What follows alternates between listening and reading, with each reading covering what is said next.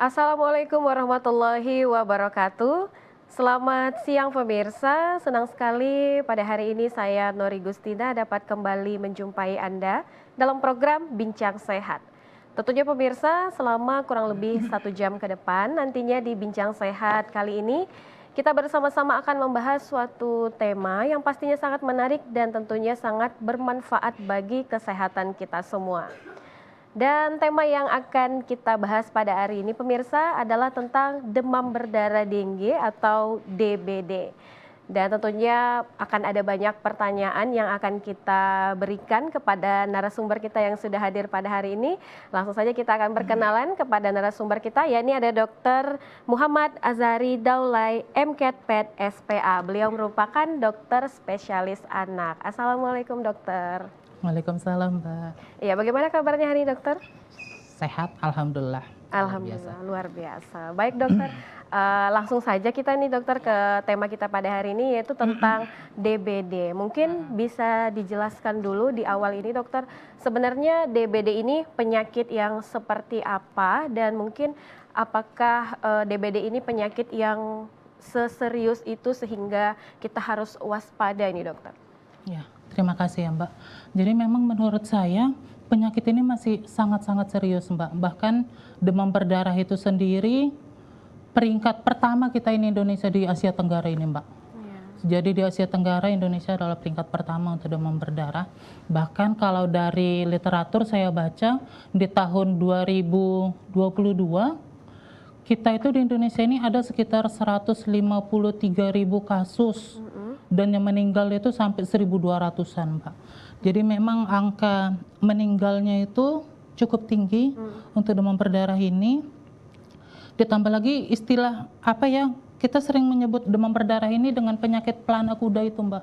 Jadi yang dianya demam, habis itu tiba-tiba udah nggak demam, keluarganya udah santai-santai aja, udah sembuh, ternyata rupanya dia sedang fase kritis. Jadi penyakit ini seperti penyakit yang sering terabaikan, terlewati sama keluarga, dan ternyata udah jatuh ke kondisi yang nggak bisa tertolong. Jadi menurut kita sih memang untuk saat ini penyakit ini tuh masih cukup mengkhawatirkan, Mbak, demam berdarah ini. Iya, mungkin dijelaskan dulu, dokter, DBD ini sebenarnya penyakit yang seperti apa itu, dokter? Jadi, Mbak, demam berdarah ini dia itu disebabkan oleh virus, namanya itu virus dengue. Jadi kalau ada seseorang itu lagi sakit demam berdarah, kemudian virus itu dia nggak bisa melompat ke orang lain gitu. Jadi dia butuh perantara, Mbak. Perantaranya itu nyamuk Anopheles, nyamuk Aedes aegypti betina. Nyamuk Aedes aegypti betina. Jadi nyamuk itulah yang nanti menggigit orang yang sakit, kemudian dia menggigit orang yang sehat, ketular orang sehatnya. Jadi dan itu nyamuknya itu Aedes aegypti yang betina, Mbak.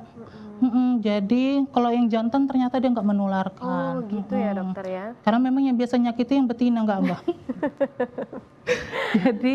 jadi ternyata gini, Mbak, nyamuk Aedes aegypti itu dia itu saat mau pembuatan sel telur dia itu butuh protein dari manusia, Mbak. Makanya nanti dia bakalan menggigit orang-orang gitu ya, dan kebetulan mungkin yang digigitnya itu adalah yang lagi sakit, dihisapnya darahnya, berkembanglah virus itu di tubuh nyamuk itu, kemudian saat dia menggigit orang yang sehat, keluar virus itu dari tubuh nyamuk itu, menyerang yang sehat ini tadi. Oke, berarti nyamuk ini perantara gitu ya, dokter ya, perantara dari mungkin dia menggigit orang yang sedang sakit, kemudian dia membawa virusnya, kemudian dia menggigit orang yang sehat, terkenalah orang yang sehat tersebut. DBD itu. Oke, begitu ya, dokter. Nah, mungkin setelah digigit oleh nyamuk ini, dokter, apa tanda-tanda atau gejala awal seseorang dipastikan ini terkena DBD ini, dokter? Jadi, Mbak, virus ini dia itu setelah masuk ke tubuh orang itu, dia bakalan berkembang biak dulu. Dia bakalan berkembang biak, istilah kita masa inkubasi sekitar 3-10 hari. Jadi 3-10 hari itu bisa aja belum ada keluhan, Mbak. 3-10 hari. Setelah itu nanti, setelah virusnya itu cukup banyak di badan, kemudian dia bakalan jadi demam. Jadi demam tinggi. Mungkin saya ada juga slide-nya itu, Mbak. Mungkin bisa ditampilin. Boleh. Slide kita tadi. Jadi dia itu bakalan demam tinggi. Mm-mm.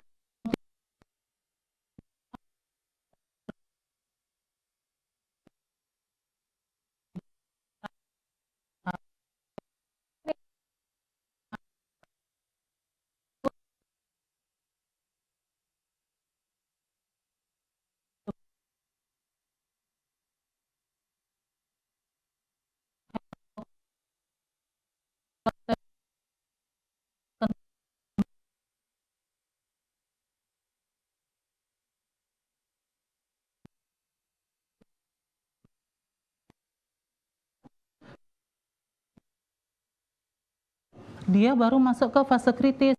Di sini orang yang sering salah itu, Mbak. Jadi di fase kritis ini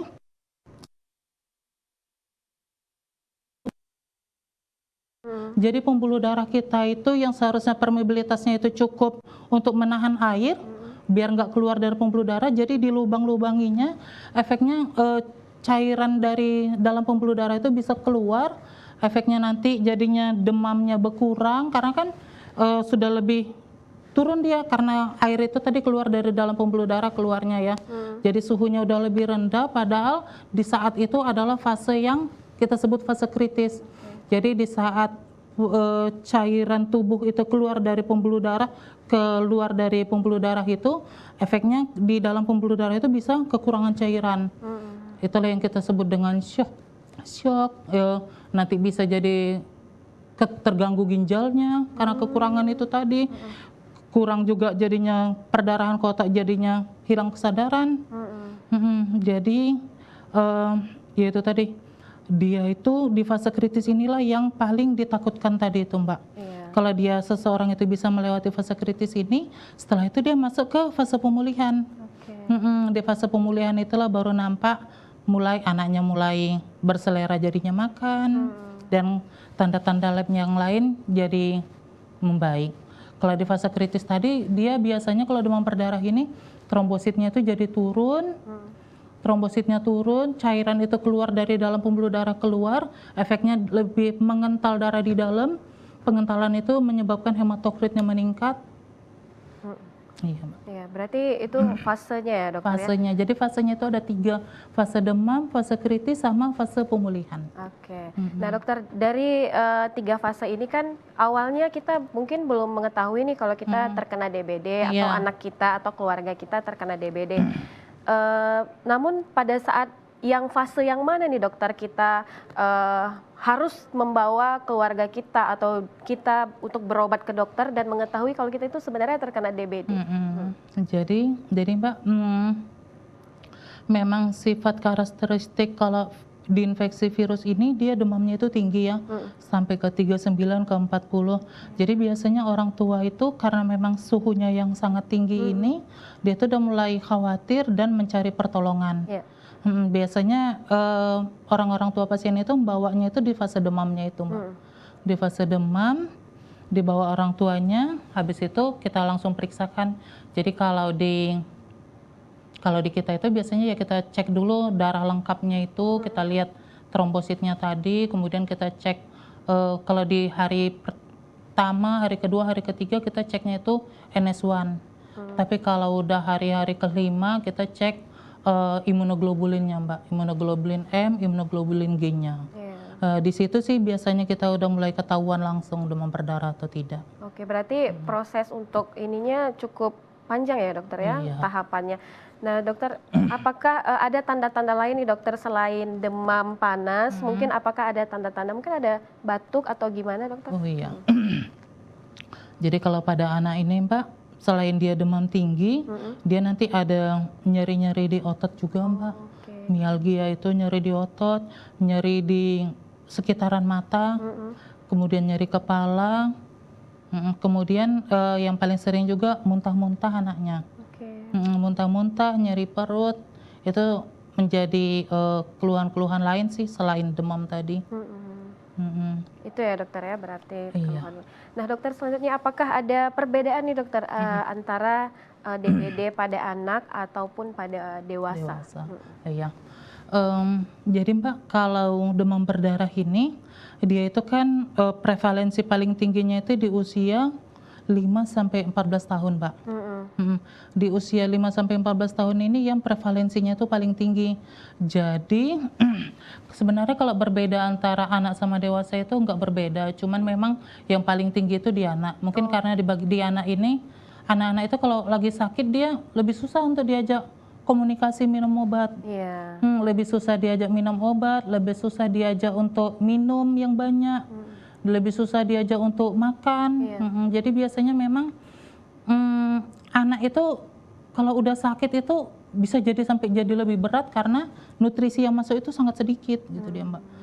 Kalau perjalanan penyakitnya anak sama dewasa ini sama, cuman ya itu tadi kasus parahnya itu lebih banyak di anak. Oke, berarti DBD ini pun lebih rentan anak-anak yang terkena ya dokter ya? Anak-anak yang terkena karena memang prevalensinya itu 5 sampai 14 tahun Mbak. Oke. Yang paling tinggi. Berarti tadi di awal tadi kan dokter sudah menyebutkan penyebabnya adalah nyamuk ya dokter ya. Iya. Mungkin boleh dikasih tahu dulu nih dokter bentuk ataupun tanda-tanda nyamuk Aedes aegypti ya Iya, dokter ya. Seperti apa nyamuk itu yang perlu kita Jadi hindari? nyamuknya ini Mbak, dia itu biasa menggigit itu di pagi dan sore hari. Oh, Jadi dia itu sekitar jam 8 pagi sampai jam 10 itu waktu-waktunya dia itu menggigit, sama di jam 4 sampai 6 sore. Nyamuknya ini nanti Mbak kalau misalnya kita pakai kaca pembesar ya Mbak, dia itu di kakinya itu kayak belang-belang itu. Ada hitam putih, hitam putih, hitam putih gitu dia. Dan nyamuknya ini kayak tadi saya bilang itu ketika dia mau bertelur, makanya baru dia menggigit orang ya. Kemudian dia meletakkan telurnya itu di air yang jernih Mbak. oh, Jadi nyamuknya ini dia nggak suka air-air jorok. oh, Dia bakalan bertelur itu di air-air yang jernih, di kolam di bak mandi, di tempat-tempat penampungan air itu, di tempat situ yang jernih dia letakkan telurnya sampai berkembang. Makanya salah satu pencegahan juga untuk demam berdarah ini yang sering dipromosikan pemerintah itu Mbak, menguras bak air, Iya. menutup tempat penampungan air, mengubur barang bekas. Jadi biar nggak ada wadah untuk ketampungnya air yang bisa nyamuk itu bertelur di sana. Sama satu lagi pemerintah sekarang ini menambahkan jumantik itu. Jadi satu rumah diharapkan ada satu juru pemantau jentiknya. oke.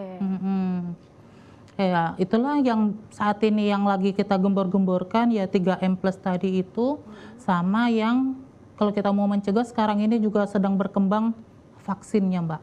Oh, sudah ada vaksin ya, Dok? Untuk demam berdarah sudah ada. Sudah ada ya. Jadi vaksin itu mungkin bisa diberikan pada saat masih usia anak-anak atau gimana dokter? Nah ya, jadi vaksin itu kalau di Indonesia ini vaksin dengue itu baru diperkenalkan sejak tahun 2017 Mbak. Oh, 2017.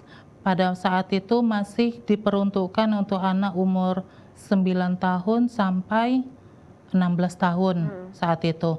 Tapi saat ini dengan perkembangannya teknologi, sekarang itu vaksin itu sudah bisa mulai dari umur 6 tahun sampai 45 tahun, Mbak. Jadi 6 tahun sampai 45 tahun dengan 2 kali dosis pemberian itu sudah cukup efektif untuk mencegah demam berdarah tadi. berarti seusia kita Seusia kita masih bisa, masih bisa ya, Dokter? karena kan tadi jaraknya itu 6 tahun sampai 45 tahun cakupannya. Iya, iya.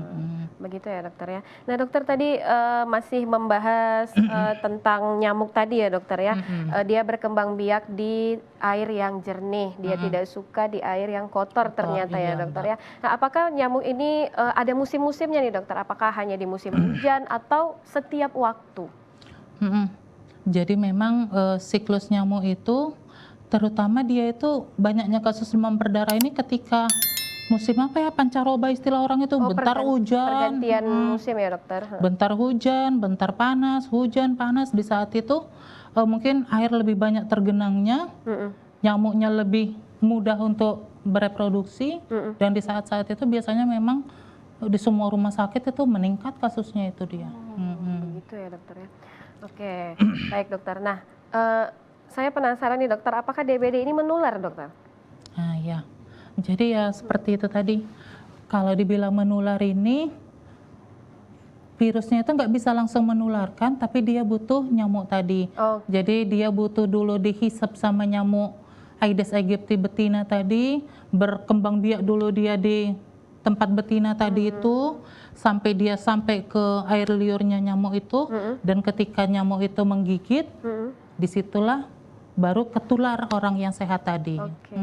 Berarti tidak kita berinteraksi ini tidak Cuman memang kan kalau di anak ini seringnya kejadian itu malah kayak di sekolah-sekolah, Mbak. Jadi jam 8 sampai 10 pagi itu kan anak-anak itu lagi di sekolah ya, pada duduk tuh rapat-rapat, dan ternyata ada nyamuknya satu di sini menggigit, habis itu menggigit ke sana, menggigit ke sana. Jadi seringnya memang gitu. Tiba-tiba nanti satu sekolah itu udah membludak aja dia kasusnya. Karena kan mereka itu beraktivitasnya ya tuh mungkin sambil belajar, sambil nggak bisa juga mereka ngusir nyamuknya. Jadi ya nyamuknya lebih leluasa aja untuk pindah dari satu orang ke orang lainnya. Oke, begitu ya dokter ya. Berarti kita memang harus waspada, tapi kita juga nggak bisa mengontrol anak kita. Mungkin dia di sekolah, apakah dia terkena gigit nyamuk atau tidak. Kita juga tidak tahu ya dokter ya. Mungkin apa ya cara kita supaya anak kita di luar sana saat tidak di pengawasan kita agar anak kita terhindar dari nyamuk ini, mungkin ada tipsnya Jadi dokter? mungkin ya pakai apa itulah Mbak, lotion anti nyamuk itu ya. Benar. Kan banyak merek itu ya lotion anti nyamuk. Jadi nanti ya kalau banyak kali nyamuknya pakai lotion itu. Habis itu ya memang di tempat-tempat yang banyak anak-anak berkumpul di jam itu ya lebih dijagalah kebersihannya. Yang tadi itu ya kalau ada penampungan air ya ditutup, dibersihkan semuanya. Iya. Oke. Ini kita masih bahas tentang penularan ya dokter. Saya juga ingin tahu apakah misalnya nih ibu hamil terkena DBD ataupun ibu menyusui terkena DBD, apakah itu bisa menularkan ke anaknya juga atau tidak dokter? Kalau menularkan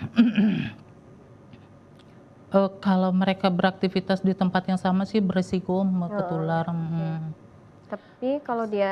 Tapi kalau misalnya ya terkadang ibunya itu ya aktivitasnya berbeda, anaknya nanti entahnya di pesantren atau di mana gitu ya, ya itu yang nggak ketular. Tapi kalau mereka dalam satu lingkungan yang sama, beresiko ketular. Beresiko ya. Oke, begitu ya dokter ya. Nah, tadi juga kita sudah membahas tentang siklusnya ya dokter ya, ada beberapa tahapan nih ya dokter ya. Kemudian mungkin pada saat kita memeriksakan anak kita ataupun diri kita ke rumah sakit, apakah memang akan langsung harus dirawat atau mungkin boleh pulang ini dokter, bagaimana? Jadi memang demam berdarah ini pun kita mengklasifikasikannya itu ke 3 kelompok ya Mbak ya. Ada kelompok demam berdarah tanpa warning sign, istilah kita, tanpa ada tanda-tanda bahayanya. Ada yang kelompok kedua itu demam berdarah dengan warning sign, dan ada kelompok yang ketiga itu demam berdarah yang severe, yang berat itu Mbak. Jadi kalau yang demam berdarah tanpa warning sign ini, jadi warning sign-nya itu dia ada beberapa Mbak. Ada mulai dari dia muntah terus-terusan, nyeri perut hebat, kemudian penurunan kesadaran, kemudian perdarahan itu banyak Mbak. Bisa perdarahannya nanti dari gusi, bisa dari buang air besarnya yang hitam, bisa dari mimisan gitu ya. Jadi kalau memang demam berdarahnya tanpa ada warning sign tadi, jadi tadi kan ada muntah yang lebih dari 3 kali dalam 12 jam, habis itu nyeri perut, penurunan kesadaran, perdarahan, sama yang terakhir itu lab tadi, lab penurunan trombosit dalam waktu yang cepat. Nah, jadi kalau ada warning sign itu kita rawat inapkan. Tapi kalau yang tanda-tanda warning sign tadi itu nggak ada, kita biasanya masih belum kita rawat inapkan, masih kita kasih obat-obat suportif dulu Mbak. Kalau dianya misalnya demam ya kita kasih obat demam. Dan memang yang paling perlu kita ketahui itu Mbak, satu lagi, demam itu sebenarnya bukan melulu tentang musuhnya si anak gitu dia. Sebenarnya demam itu adalah salah satu cara tubuh untuk mematikan virusnya tadi Mbak. Jadi kalau seseorang itu diinfeksi oleh virus tadi melalui nyamuk itu, kemudian sistem imunitas kita itu kan akan langsung merespon tuh, ngirim pesan ke otak. Di otak itu nanti set poinnya demam itu mereka naikkan, yang seharusnya misalnya 36 di set di situ mereka naikkan jadi kelas 39, makanya anaknya jadinya menggigil, anaknya jadi kedinginan tangan kakinya. Itu tujuannya ya untuk ngebunuh virus itu tadi, Mbak. Cuman memang kalau suhunya yang terlalu tinggi kita jadi khawatir gitu ya. Jadi memang ya demam ini tadi itu yang paling kita sarankan, nanti disuruh orang tuanya dikompres kepalanya, minum-minum yang banyak. Jadi nggak langsung kita rawat inap. Dikompres aja dulu Bu anaknya, minum paracetamol, habis itu makannya yang banyak, buahnya yang banyak gitu dia. Oh, berarti itu juga bisa menjadi salah satu yang kita lakukan di rumah terlebih dahulu ya dokter, sebelum kita bawa untuk periksa ke dokter. Cuman memang kalau udah ada warning sign tadi, misalnya muntah-muntah dia udah lebih 3 kali dalam 12 jam, habis itu nyeri perut, habis itu kita ngelihat juga ada tanda-tanda plasma leakage, kebocoran plasma tadi, perutnya udah ngeras, di paru-parunya udah dengar ada cairan. Kalau yang kayak gitu ya kita rawat inap lah Mbak. Dirawat ya dokter. Langsung dirawat, langsung kita tata laksana lah untuk demam berdarahnya. Di mana yang keluhannya, ya di situ kita lebih apakan gitu dia. Oke dokter. Nah selanjutnya dokter, apakah kalau sudah terkena DBD ini bisa merusak organ-organ yang ada di dalam tubuh kita nih dokter? Bisa Mbak. Jadi yang seperti saya bilang tadi tuh Mbak, kalau virus ini dia menyebabkan bocor-bocor di pembuluh darah, jadi cairan itu keluar dari dalam pembuluh darah keluar, efeknya nanti bisa ada kerusakan-kerusakan, bisa nanti di paru-parunya, bisa nanti cairan itu menumpuk di perut dan jadi sakit perut, bisa cairan itu di kaki, tiba-tiba jadi bengkak kakinya, di wajahnya jadi bengkak, habis itu merusak ke ginjal karena kurangnya suplai darah ke sana, merusak ke otak juga. Jadi bukan jarang kita dapati kasus-kasus demam berdarah ini yang nggak sadar deh jadinya. Waduh, ternyata memang sangat bahaya ya dokter ya penyakit DBD ini. Dokter, sepertinya pembahasan kita sangat menarik ya dokter, tapi nanti akan kita lanjutkan kembali usai jeda berikut. Pemirsa, jangan kemana-mana, tetaplah bersama kami dalam Bincang Sehat.